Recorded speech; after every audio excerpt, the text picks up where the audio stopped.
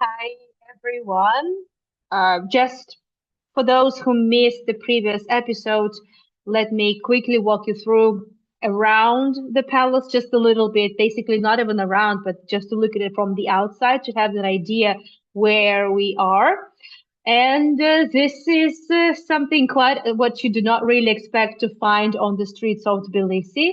It's one of very few, I would say, kind of a bit neo-Gothic and definitely super eclectic palaces of uh, I would say turn of the 20th century. The official name of this institution is Georgian State Museum of Theatre, Music, Cinema, and Choreography. And in fact, the since I don't have a pointer, I'm gonna have to be just as descriptive as possible verbally. The building to the right-hand side, this one with the orange stripes, was attached to it, was built later in the after the 1920s. And originally, what you see of this peachy beige color, this is the original building, and it wasn't built for the museum. The museum moved in here in the Soviet period after the Second World War, like in the 1950s, and up until 1911, 1912, this palace indeed belonged to the family of Grand Duke Constantine of Oldenburg. But it wasn't built for them. It was built for a foreign national, for a Swiss merchant. It was registered to the name of the wife of the Swiss merchant. And then Constantine purchased the house and commissioned the building had been built before by architect Paul Stern, but the interiors had been changed to the taste of the Constantine Oldenburg by Alexander Rogoyski, who was a Polish architect and a designer. So Paul Stern, as you see, built a lot of eclectic buildings in Tbilisi. Rogoyski didn't build much, but some of the most remarkable buildings is what's left of the Orthodox seminary. But we haven't seen this building yet because it's in the area where there is not so much there to show on a live stream tour. But I will figure something out because there's quite spectacular building, I would say. And this place has a lot of other names, such as the Art Palace or the Palace of One Night or One Night Stand Palace, because and it's not an 18 plus tour. That's the legend, which you can find even on Wikipedia. So yeah, we all know that Wikipedia is not really the best resource if you're looking for like verified information and solid facts. Well, but this is exactly what's written there on the on the website, even of the museum itself. Well, what can I say? So this is Grand Duke Constantine of Oldenburg, and he built it. Well, he bought it for himself and for his beloved wife Agripina Jafaridze, who, well, Japaridze was um, the name from the first husband, and she became Countess von Zarnikau when she married Constantine of Oldenburg. And I'll just briefly mention this legend once again, but I will go in details on one of the upcoming tours because we are going to see the big room where the story of these people will be told. But in a nutshell, the story has it that that Grand Duke Constantine fell in love with Agrippina once they met in 1880s, in early 1880s in Kutaisi. And she had been married, but he couldn't care less. So he kind of won her in the game of cards because her husband had been a gambler and lost his wife um, in the game of cards. And the story has it that Agrippina just told Constantine to build her house good enough so she could sleep with him, and that's what he did. This just a legend, a foolish one, absolutely holds no water.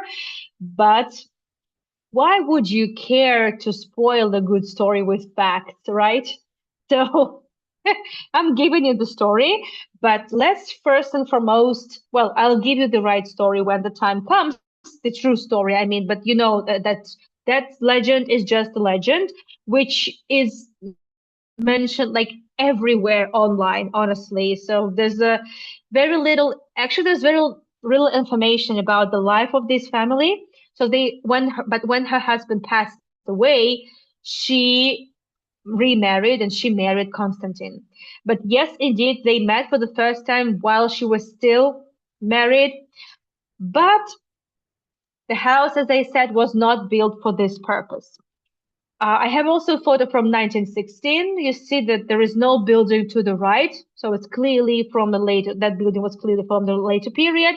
But here it was the office of the Vysotsky Tea Company. That's very famous Vysotsky, the established by the Jewish dynasty and one of the biggest tea brands and monopolists in the Russian Empire and beyond.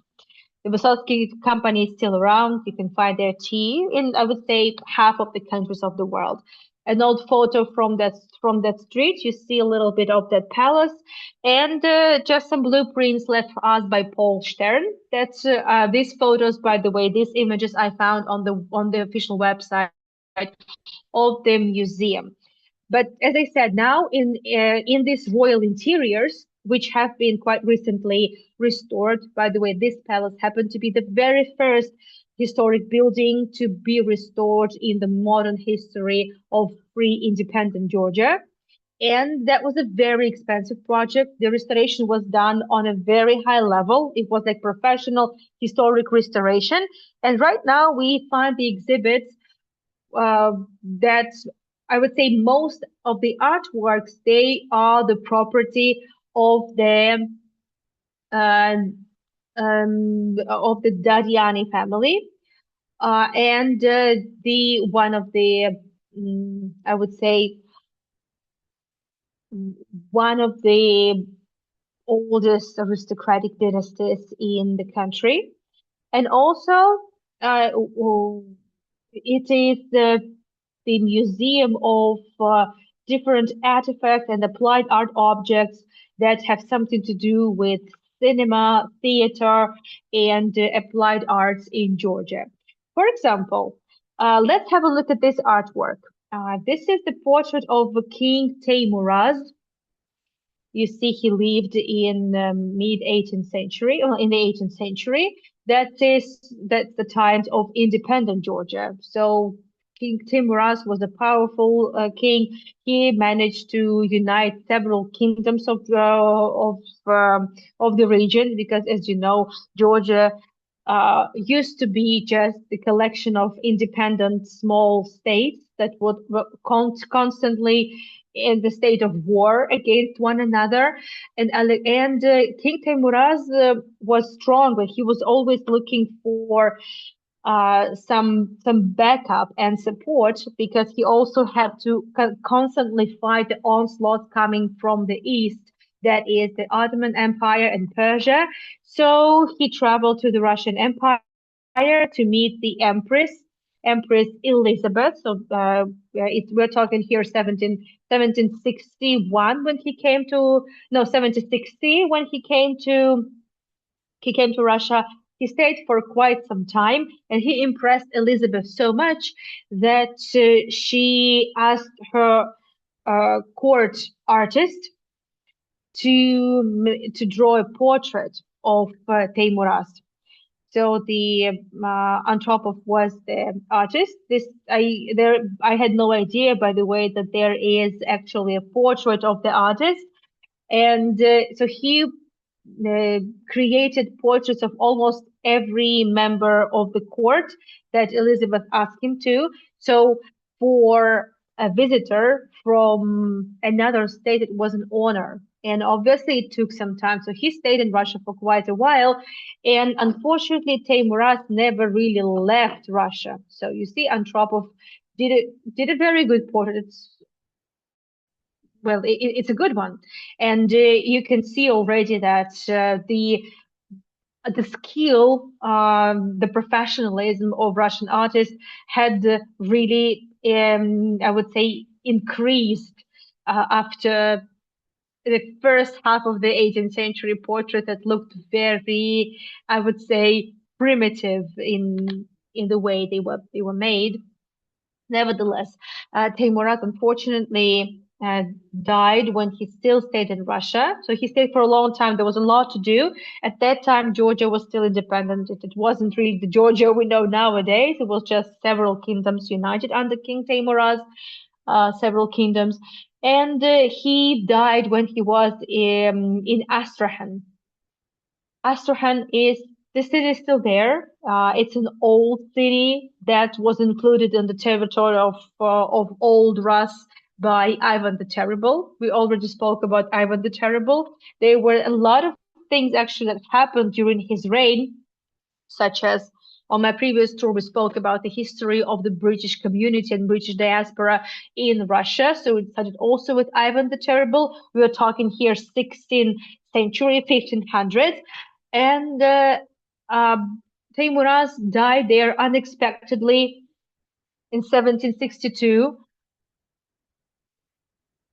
Nobody knows the cause of death. It's highly unlikely he had been poisoned or anything. It could have been anything at all, basically.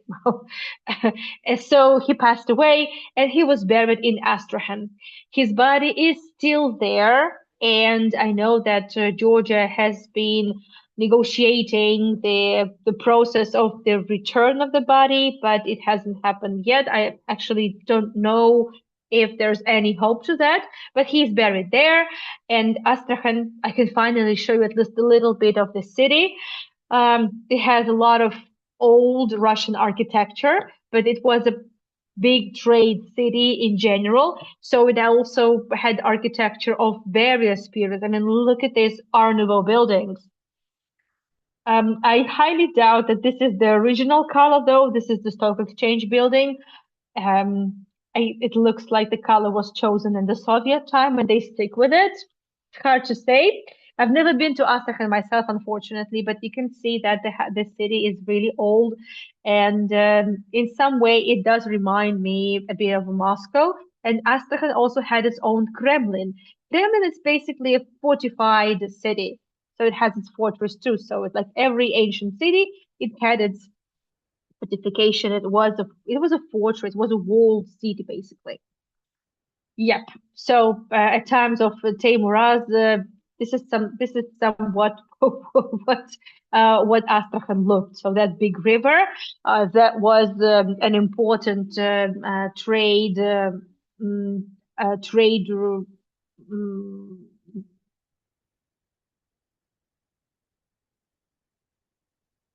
waterway. It was important for trade, and the fortress itself. Well, quite primitive. So this is we're talking some turn of the 18th century, right? So very different. So on top of what did actually a very good job. Yes. So Astrakhan still has a lot of old buildings, and well, I had so many plans to visit smaller towns of Russia before 2022, but okay. So we have, as I said, the I mentioned the Dadiani family, right? So it just happened so that parts of the collection of the Oldenburg family, Oldenburg and Agripina Japaridze, ended up with the Dadiani family. And most of the collection here exhibited I mean, particularly as per the artworks, fine arts that belonged to Prince Andrea Dadiani, who was actually the very first professional chess player in Georgia, and he played with the biggest chess player of his times.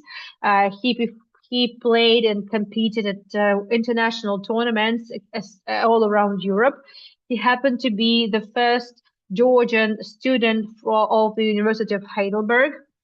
And after he studied, he returned to Georgia and he became the diplomat. He became the ambassador of the Russian Empire in Europe, and that's where he met a lot of interesting people. And this is when he basically started collecting artworks, and he amassed quite a great deal of artworks. I mentioned him briefly on the previous tour, but I thought we could do a slightly slightly more with regards to Dadiani. So his mother was Ekaterina Dadiani Chavchavadze, so the princess of Mingrelia. So we're talking here about one of the regions of Western Georgia. And her husband was David Dadiani, Prince of Mingrelia. So this is the big aristocratic family. And as you know, the Romanovs, when they invaded Georgia and took over Georgia, they recognized the nobility and they gave the nobility of Georgia the same status of that in Russia. So that's how they managed to keep them, I would say, relatively okay with the fact that they had to subdue to the Russian Empire. Just in case. Natalie, thank you so much for the tips, by the way. Thank you. Um, so the I mentioned briefly last time, and now I really want to go, really badly want to go to the town of Zugdidi, which used to be the capital of the Mingrelia region. So they have this gorgeous neo-Gothic palace there, which is a museum. So this is exactly where originally the Dadiani collection was exhibited, the family manor. Now it's a museum and it's a venue for a lot of summer events. During the winter, life is quite kind of quieter there. And look, it like it's thank you so much, Marilyn, for the tips as well. It doesn't look like a Georgian residence. It looks like a manor somewhere in England, right? So, but Dadiani spent quite some time in England, by the way. So he must have been somehow, and his parents obviously traveled quite a lot, so they were aware of different styles, I would say, of architecture. And uh, in this museum, they still have some interiors. They have a lot of original furniture. Well, for example, on the wall, you can see the portrait of Ekaterina Chavchavadze Dadiani Chavchavadze, sorry, and a lot of original furniture. There are a lot of interesting exhibits, still some artworks from the Prince Dadiani collection. These are not my photos, I just sourced them online. There are not so many. I don't want to think this way, but something's telling me that since there are not so many photos of this residence online, the photography might not be allowed there, which is a bummer because I mean, how can they prohibit taking photographs of this gorgeous residence? Thank you so much, Dolly, for the tips as well. Thank you. I mean, check out this furniture. Just look at that cupboard. Oh, just incredible. Yes.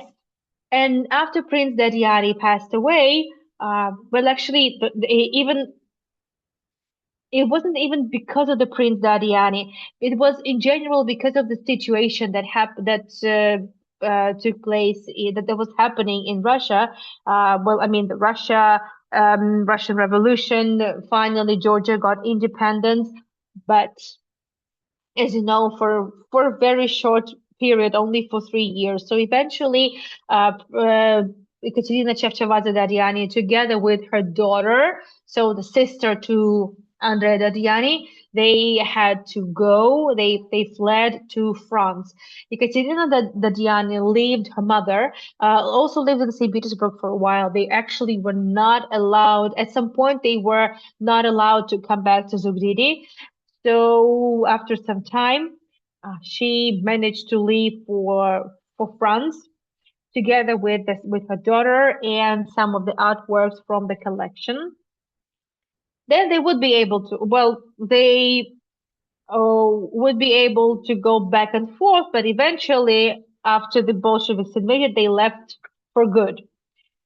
So they made a lot of contacts before with Europe before the revolution. I mean before the Russians the Soviets invaded.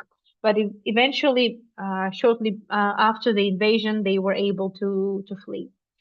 Um, just to remind you that Salome became a wife of Prince Archil Murat, who was the descendant of the King and Queen of Naples. Joaquin Napoleon Murat, so Marshal of the Empire and Admiral of France, and his wife Carolina Bonaparte. So they and because of that, because the Dadiani family became related to the family of Napoleon, in the museum in Zugdidi, not in the art palace, but in the museum of Zugdidi, they have the post-mortem mask of Napoleon. There's a lot of rumors and a lot of scandal around the post-mortem mask of Napoleon. Some say originally they were made like four casts of it, and the rest would be the copies. It's still a question whether what they have in Zugdidi is the original mask that was cast from Napoleon, or it's the copy of the mask. But Murats were related to Napoleon, so highly it's really possible that they had the original one. Nevertheless, well, there's a very interesting, unexpected connection between Georgia and France and Napoleon. So obviously, the mask was kept in the collection of Murat, and later on, it was passed on to the Dadiani family. Well, this is not. This is just a photo from the internet, so just to have an idea. Now, so as I said, the collection of Andrea Dadiani and Count Oldenburg, as I said, part of the collection eventually became part of Dadiani family, part of the Oldenburg collection. So let's talk about some of the items that I find particularly interesting. So, for example, and also I have been able to find some stories of some provenance of some of the exhibits. For example, so this work, Boy with White Lace, 1872, it was painted by Anton Boch, an Austrian artist, and Prince Dadiani actually claimed that in this portrait was depicted actually Prince Dadiani himself when he was just a child. Uh, this is just a theory. There has never been found any justification, any verification of that. Could have been the case. We know that the Boch, it was actually a dynasty of artists. He made a lot of portraits of German nobility, and Oldenburgs, uh, of course, also stayed in Germany. Duke Constantine spent a lot of time in Europe, but also Denmark, obviously, because the Oldenburgs is originally Danish dynasty, like that goes back like really several centuries. And well, it is possible, but there's no indication whatsoever, and we don't know if Anton Boch had ever visited the Russian Empire. Most probably not. An interesting story here in connection with this Caucasian boy by Jean-José Benjamin Constant. This is an interesting artist. I like this artwork very much. I like the way the boy looks, and also I like the colors in this painting. And I like all these tassels on the chest of the boy. So the boy is also wearing the choha, right? The traditional Georgian military outfit. Originally, back in the 1700 and before that, this was used for the gunpowder. I mean, these pockets were used to store the gunpowder, but uh, with the invention of different kinds of weapons, there was no longer need for the gunpowder, but they used it. It just remained for the sake of decoration. And again, there is no indication whether the artist had ever been to Georgia, and it's just possible that Benjamin Constant could have seen some Georgian boys in Europe, but nevertheless, I just wanted to remind you who this artist was, and I've always admired this artwork, but actually, uh, well, to my shame, I didn't know it was Benjamin Constant. The Arabic Nights. It's just look at this amazing work. Just look at this color. So this is clearly from the 20th century art, and um, his works you can find in the top class museums all over Europe. So you can see that Dadiani actually had a very good taste, and Dadiani also was familiar with, it was on good terms with several art advisors of the Romanovs. So this one, this artwork, the Favorite de Mur, you can find in the National Gallery in the DC.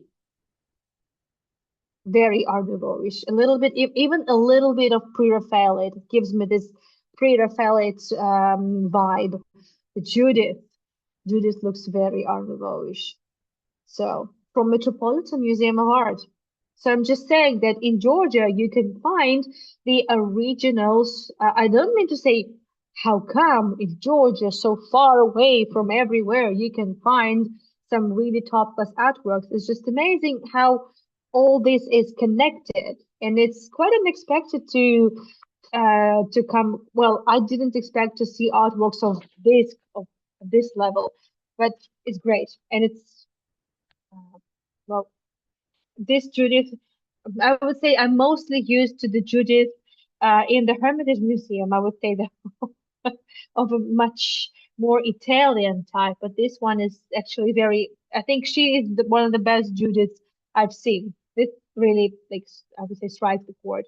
This one, very Art Nouveau.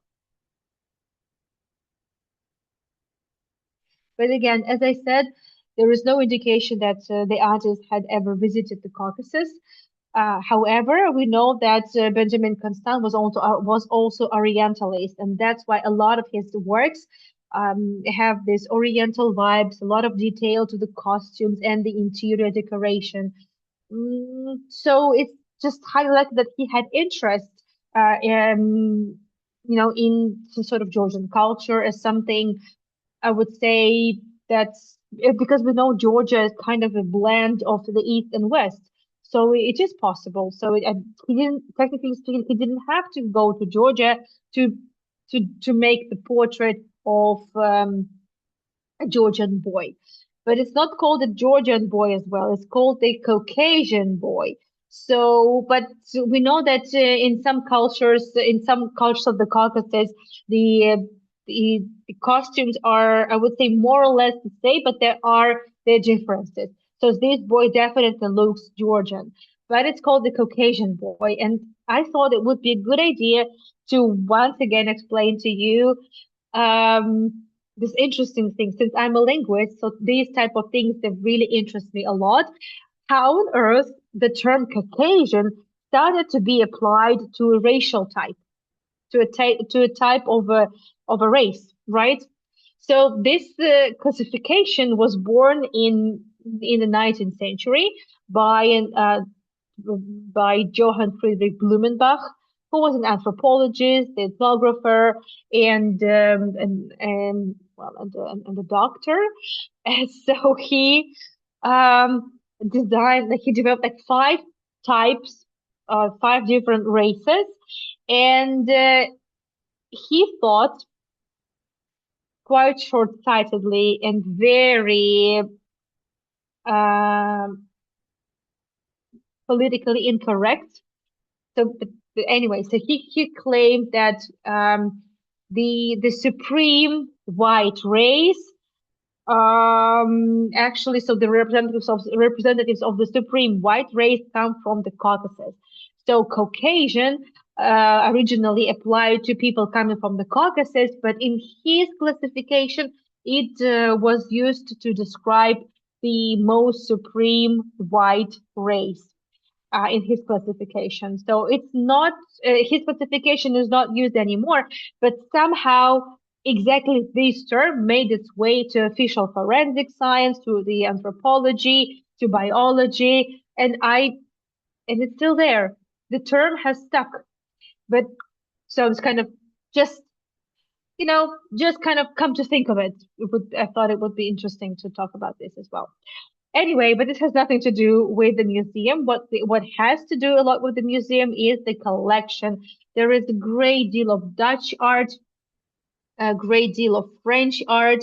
So let's deal a little bit with the Dutch. There is some, I would say, Dutch and Flemish art. So let's say Samuel Dirks von Hoogstraten. I hope I pronounce his name right. Goodness gracious. Dutch school. His artworks you can find in the Dutch museums, you can find in Rijksmuseums. Hoogstraten was considered quite a popular artist. Well, this also happened to be in the collection of Ante Dadiani, and it is believed to have been one of the gifts that was given to Dadiani by foreign diplomats and who eventually became his friends. Another artwork of Jacob Huysmans, the Flemish School Portrait of a Lady. That's the museum knows for sure that this was a present from a certain Peter Kozlovsky, who is believed to have served in one of the embassies of the Russian Empire in Europe. Well, it was easier for them to purchase artworks and grow their art collection. The amazing thing is that obviously Dadiani, well, the family managed to take at least some of the artworks with them to Europe. I mean, Salome and her mom, Ekaterina Chavchavadze Dadiani. However, a lot of artworks remained in Georgia, so when the Bolsheviks invaded, obviously they would be expropriating a lot of property, not immediately, unlike in Russia. It still took the Bolsheviks about 8 years to start confiscating and nationalizing the property. Well, but everyone knew it was coming anyway. So a lot of artworks eventually would be put up for sale and make their way to Europe this way. You know, the Soviets, the Bolsheviks, they arranged big art wholesale with the West because the country had badly needed money, obviously. And so this artwork is among those that originally were put up for auction. There are a lot of sold these works, by the way, a lot. Like it's just it has a little description, you know, that added explication added under some of the artworks. So a lot of the portraits, a lot of these artworks were put up for Sotheby's and purchased by the museum, sometimes with the financial help of the donors and also the Ministry of Culture and Sport of Georgia. I have no idea how much it cost, but you can imagine that the creation of this museum a, was definitely a big matter for Georgia. Well, English art, Robert Bing, an English boy, well, a boy with a spaniel, also from the Dadiani collection. I'm not going to stop at each and every artwork. I'm just going to share with you some of the artworks. Peter von Purb's Portrait of a Gentleman. Also, his works could be found in different museums around the world. And a lovely artwork from the Dadiani collection. And this one over here, that's Bartholomeus von der Helst, also from Dadiani collection. Several of the artworks actually took a while to purchase, and some of the artworks were even registered with some of the museums in Moscow, but then put up for sale. Because obviously, what the Soviets would do, they would nationalize, take everything to Moscow. There was a special commission that dealt with the distribution of the artworks, and they would be deciding whether the certain artwork goes for sale or stays in Moscow or goes somewhere in the regional museum. So well, some many of these items, the provenance can be easily traced. Well, I like this one very much. And I'm as just to remind you that the to the side, to the museum, to the right hand side, from the right hand side, there was a building built to, well, just added to the museum, to the palace, and we are now exactly in that part of the building. And now, um, since this is also a museum of theater, there is the collection of the costumes. And I like this part very much. Let me do the I just want to make sure that there is a sound because actually I know for sure that I had disabled it. So now I just want to stop sharing the screen and start sharing it again. And I want us to have the sound now. So you should be able to hear it when the time comes. So yeah, very good. And here we have the costumes that were featured in different Georgian movies. It could be the short term, well, it's mostly, we're talking obviously about the 20th century, so it's kind of still the Soviet period, but it's not only that. There is also a lot of jewelry, and what we're looking at is a couple of kilograms of gold and gemstones. Well, for example, look at this, like bowl, altar chalice, cameos. All that was also from the collection of the Dadiani. Some of it, these items could have been also from the collection. Well, they're believed to have been from the collection of Oldenburgs too. And I mean, just have a look at all these items, and it's gold. Or this one, have a look. So the ritual crowns of men and women. Men's crown, 400-gram gilded brass, 400 grams silver, 48 diamonds, 19 jadeite, several emeralds, 12 turquoise, 48 corals and royal topaz, citrine, rhinestone. Just imagine all that, right? And also the women's crown, 19th century filigrane, filigrane and turquoise and almandine. I have no idea what almandine is, but nevertheless. So it is believed that the crowns were in the collection of the Oldenburg. But it is also believed that, well, that when these items were taken from the well, why am I saying it is believed to have been in the collection of Oldenburgs and the Diani, because the most precious items would be gone to Moscow. And obviously, they would be rewriting their history. There was no importance whatsoever, the provenance of it before the Soviet period. So sometimes it's quite difficult to actually attribute the artworks and the jewelry, but nevertheless. So what I wanted to share with you is also some costumes that you can find in the museum. And one of the costumes was featured in the movie Georgi Sakadze.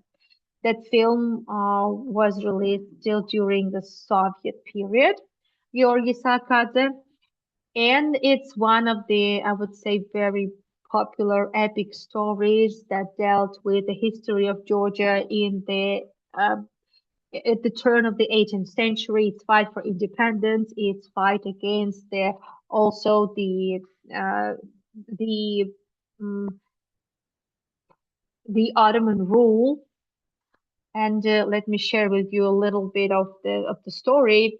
Well, I would say almost every Soviet person knew this film, but obviously I don't expect you to know that. So Georgi Sakadze, like also known internationally as the Great Warrior Georgi, it was the big historical epic story of a life of 17th century military commander Georgi Sakadze.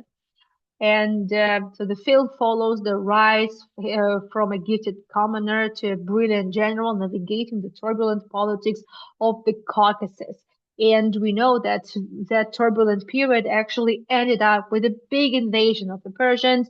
And in 1795, Tbilisi was almost burnt, razed to the ground.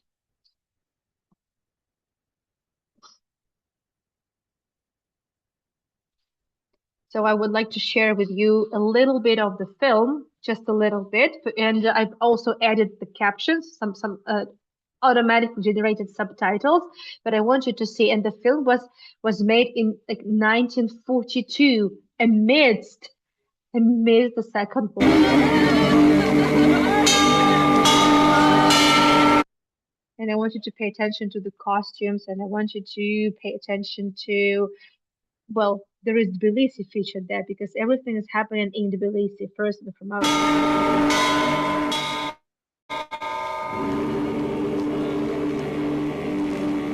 Смотри, Георгий! Тише, люди, не плачьте. Они живы, потому что за родину положили головы. Не горюй, старик. Много раз враги разрушали Тбилиси, а он из пепла поднимался еще краше. Кто может сломить народ, закаленный в боях? Вооружайтесь все, от мала до велика! Все! За вашу кровь народ отомстит.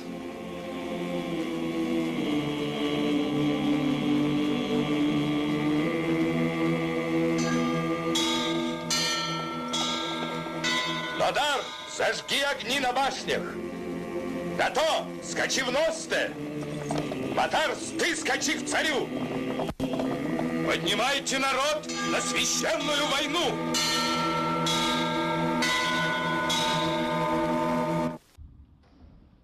And in the museum, they have a costume that one of what the Georgi Sarkadze was actually wearing in several scenes. And this costume is actually the copy of the costume that Georgi Sarkadze would wear at that time, obviously. And just look at this. Look at the embroidery. It's the very special style of the embroidery, very special style of the technique of the embroidery. I will also talk about it a little bit later, but just pay attention to the details. And this is so again, this is not the old 17th century costume. This is the recreation of it, but it's all done with a golden thread, with some gemstones, and look at just all the amount of work. Okromkadi, that's the name of this technique of the embroidery, and it would always be done on the most expensive garments. It would be embroidered on the silk or well some uh, expensive fabrics. And the next episode from the film, I want you actually to see this costume on the actor on Sarkadze. So in this episode, in this scene, Sarkadze kind of got interested in the daughter of the king Heraclius II, Princess Tekla or Tekle. In this portrait, she looks well. She's already in her, I would say, mature years. And this Heraclius II. Heraclius II, you may have heard of him on my tours because he actually happened to be exactly that Georgian king that signed this treaty with the Russian Empire that granted protection from the Russian army, but eventually it resulted into the annexation. But nevertheless, let's watch that episode. I like it a lot.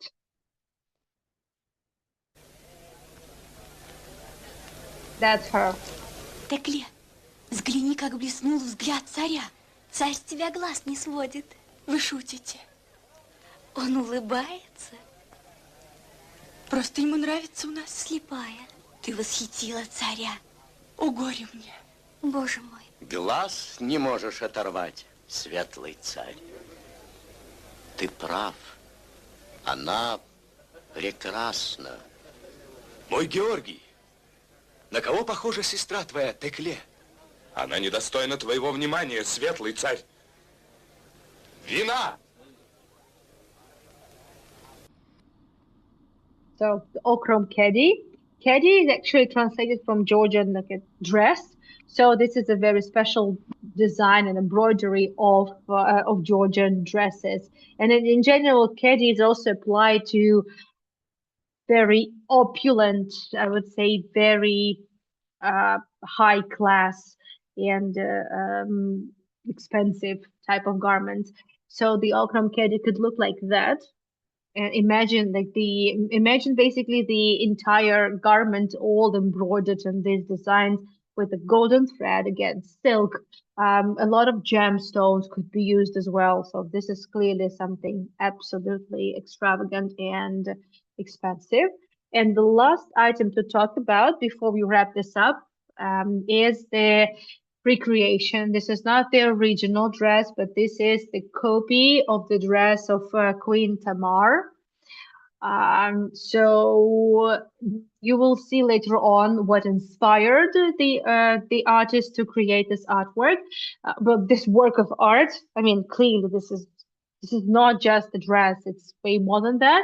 So originally it was just the imitation of all the gemstones in the Soviet period when it was created, but then it was decided in the modern period to actually restore the dress and to substitute the fake stones with the natural 3,622 pearls, 154 gilded details, and also 155 silver and belts. But I think that by the belts they meant those threads that look like beads. That's what I think, but I'm not entirely sure.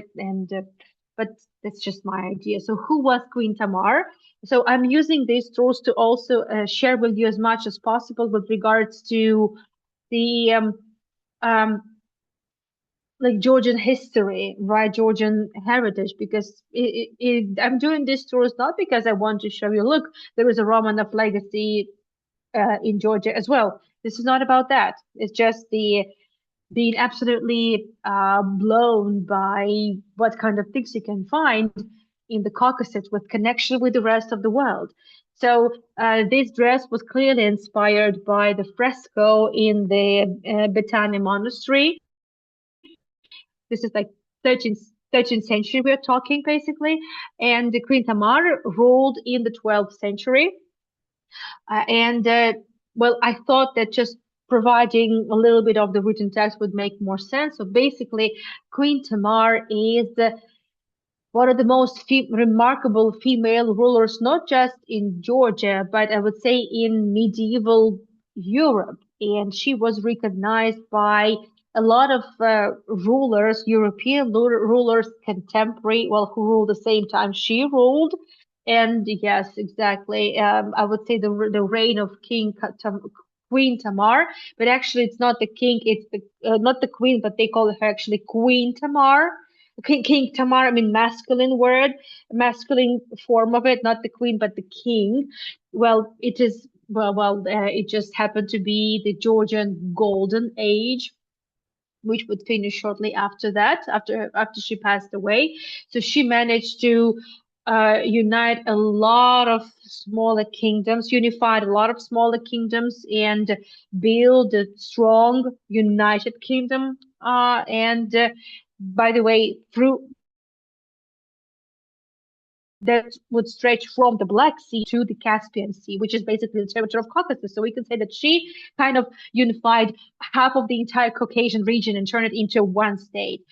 That wouldn't last after her death, unfortunately, but during her reign, Georgia flourished, absolutely. And exactly during her reign, the famous diplomat served, Shota Rustaveli, who created the poem King in the Panther's Skin, which Allegedly, well, according to some scholars, was actually a way of Shota Rustaveli to show and tell about his feelings towards Queen Tamar, because many believe that he was in love with Tamar, and the whole poem was basically about her.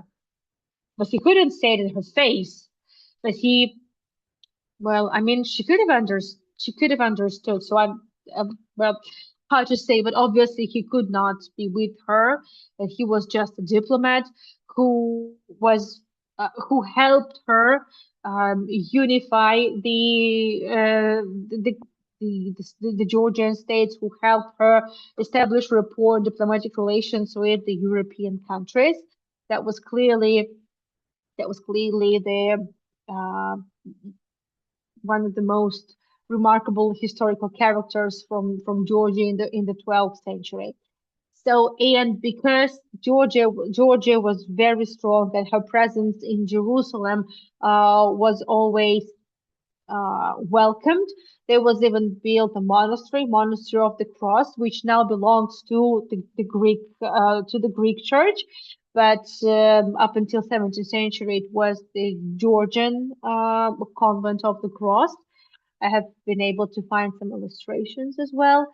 So it was a Georgian church. It was designed as a Georgian church originally. I haven't been able to find illustrations of the interiors from that time, other than this fresco, which you can still find there on the walls in Georgia. This is the portrait of Shota Rustaveli himself, and we believe that Rustaveli, as I said last time, died in Jerusalem and was buried well, allegedly was buried on the territory of the monastery as well. There is a monument to Shota Rustaveli close to the monument, but close to the convent of the cross. Uh, and I haven't been to this monastery myself. It's not far from Knesset, by the way, not far from the Parliament building, but still not exactly super easy to reach. And I haven't checked if actually admissions are possible for tourists or any kind of guided tours, but it's something interesting to find out. And also here, this is the Mihai Zici illustration of the Shorter Rustaveli poem. We spoke about Mihai Zici last time. We also have a couple of his artworks in the museum collection. So here we see Queen Tamar wearing a similar ceremonial dress. So this was quite a popular kind of outfit for ceremonial dresses actually looked in such a way, I would say. So the opulent, I would say very expensive, really heavy, seemingly heavy, well, crown. And I mean, look at the colors. So obviously these are the restored colors, but originally it was blue. I mean, you could see that. And in the National Museum of Georgia in Tbilisi, here you can find the cross made from emeralds, pearls, and rubies from gold, obviously that belonged to Queen Tamar too. Yeah, and I think this is where we are going to wrap it up. So sorry for the tech glitches that have taken place. I hope you've been able to see everything and there was no glare or blinking whatsoever. Um, it's just that I forgot to change the format to fit, the Zoom requirements. But last time it worked okay, and when I checked the recording, it was fine as well. So I hope this has been fine. Let me know. The chat is open. So the next episode for the Oldenburg Palace is already scheduled. We're going to see a lot more of the interiors and also some jewelry collection, the collection of swords as well, and the amazing Georgian gold, the technique that they work, well, um, the remember the story of Argonauts, remember the story of the Golden Fleece. So the ancient kingdom of Colchis and all this amazing skilled jewelry work, we're going to see all that as well. Oh, thank you so much, Dol. I'm so happy that this time audio and video were perfect. This is Amazing and so rare. Thank you so much. So I'm going to share with you the links. Hi, Cindy. I didn't expect you to join. I thought you were enjoying time in that, well, by the beach. Thank you so much for joining, dear. So, just in case, for those who missed me earlier today on the two Christmas markets, I'm sharing the links over here. And there's also one more tour happening tonight that is Alexander resident in 25 minutes from now, basically. Then tomorrow, I'm taking you to a very big Christmas market. Then Misha is going to give a talk about Nikolai Nekrasov, the Russian poet, without whom Dostoevsky, Tolstoy, and for sure even Chekhov wouldn't have happened or would have been very different, right? So Nekrasov is quite fundamental, I would say. And then I'm taking it to the Temple Mount. And obviously, when we speak about the Russian poetry, Russian literature, we use a lot of videos, well, some films, operas, theater performances, and things like that. Thank you, Natalie. Watch the videos of the crafts fairs. Love them and the gingerbread man. So much fun. Thank you. Thank you, Marilyn. Yes. Yes. Cindy, I did send you the photo of my gingerbread man. I don't think I will ever be able to eat it because it's too cute. Maybe I should take the set one more just to keep them a company. I don't know, honestly. But I've already had two of my toffees, and tomorrow I'm promised the five toffees with salted caramel.